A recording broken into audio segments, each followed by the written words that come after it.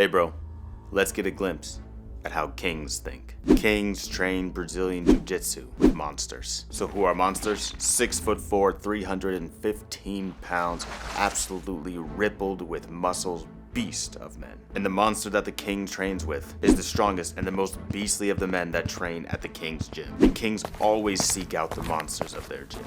Why? Because monsters will make the king stronger, tougher, and ready to handle any challenge that the world throws at them. Kings understand that training with these monsters and forging through fire this way is better than any fleeting dopamine hit of being the top dog. And if kings ever do become the top dog, they will seek new opportunities in places where they are not.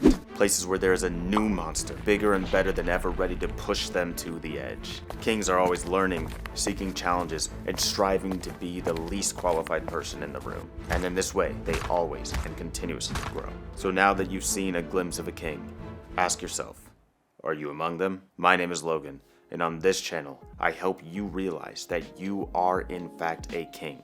And as such, it is time to think like a king, and in so doing, you will live like a king. Now, some of you already know that I train Krav Maga, and I have one of these monsters at my dojo, and he goes by the name of Bill. He is the epitome of the monster that I described in the opening glimpse, and he's actually the one that I based this whole concept of the monster on in the first place. And to accompany his physical prowess, Bill is also a fire chief, so he just has a very strong mentality in general. Now, we have this concept in Krav Maga, and it's called train as if. And that simply means that as much as we possibly can, we train as if it is real life. So we have heavy intensity. The chokes are as real as possible. The attacks are as real as possible.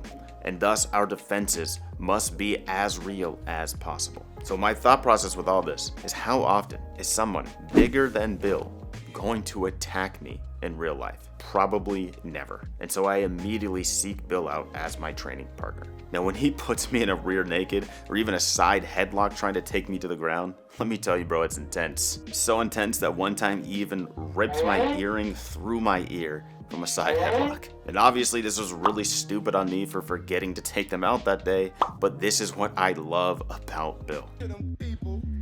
He forces me to have to hit my defenses with absolutely perfect form, and I have to use all of the strength and all of the intensity I can muster if I even want a shot at defending his attack. And I would truly want it no other way. Now, as with many training modalities, we switch our partners around quite a bit, so I don't always have the pleasure of working with this monster. But we've made a pact that as much as possible, as much as we can, we will train together. Now I've got a question for you. Do you think it's always fun for me to train with this monster? Yes, actually, it is. You weren't expecting that answer, were you? But the important question is why? Why? Why is it always fun for me to be training with Bill? And to answer that very important question, we first must cover what isn't fun, but yet is often misconstrued as fun, because many of you are in desperate need of redefining what should be categorized as fun. So let me help reframe your thinking.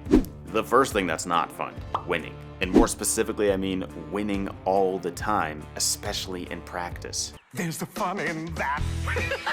See, a lot of you love to do something or play something that you're really good at, and just play it against people that you are better than. Why? Because yes, it does feel good to just win. You already know you're gonna win, and there's no pressure to it, and it gives you this little dopamine hit when you do so. But your high comes shooting down very quickly back to baseline, and you're liable to never think about this practice session again. So think about it.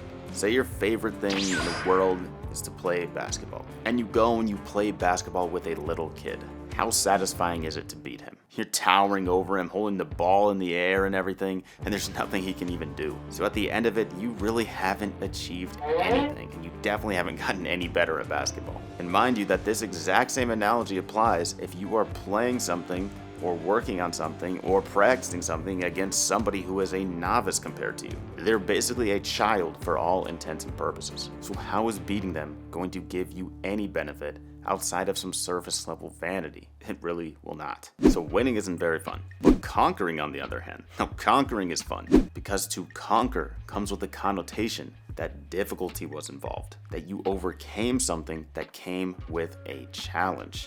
I accept that challenge. This leads me beautifully into the next point of the second thing that is not fun, and that is easy. Easy is boring, not fun. This is why video games have different modes. You know, easy, medium, hard, heroic level. And I guarantee that if we were to have access to the logs and we could see how many total hours were played on each difficulty level, easy would be far down the list. I mean, even if we look at Super Smash Bros., if you play a computer, the default difficulty is already set to 3. At least I believe that's true, at least outside of Melee. And that is because the devs knew that people needed at least a little bit of resistance, even when they were just starting out.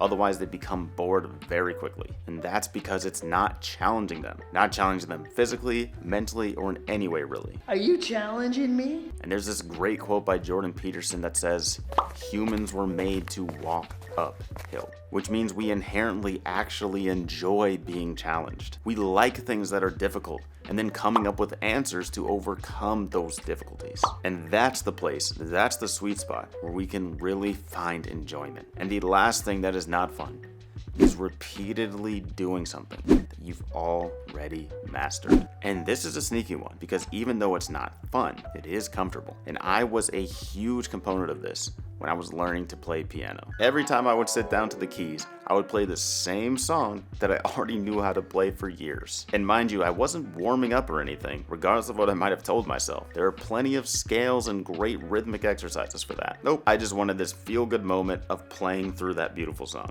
And then I could say, wow, yeah, look what I did there. Look how great I am. And oftentimes my practice session would end right there. I'd play through this song once or twice, and guess what I accomplished? Absolutely nothing. And you think I had fun practicing? Of course not, man. Well, at least not on those days. The times I did have fun were I played songs or did exercises on things that I hadn't even come close to mastering. Even a little progress had me feeling over the moon. And this is true for us all. Even though we may return to those things that we've mastered time and time again, don't mistake comfortability for fun. The true fun begins when we're moving forward in areas where we still have so much room to grow. So keep that in mind. So now that we know what isn't fun, we can easily define what is fun. It's simple. Doing difficult things we haven't mastered with people who are better than us. These are the areas in your life where you will find purpose. And all of a sudden, you will be motivated to get out of bed in the morning. You'll be motivated to make your bed, brush your teeth, hit the gym, take care of your mental health. And you'll be surprised at how amazing you feel, how much more true fun you begin to have, and how much more enjoyment you're getting out of life. So understand that when you want to improve yourself in life and you want to have fun doing it, find yourself a monster.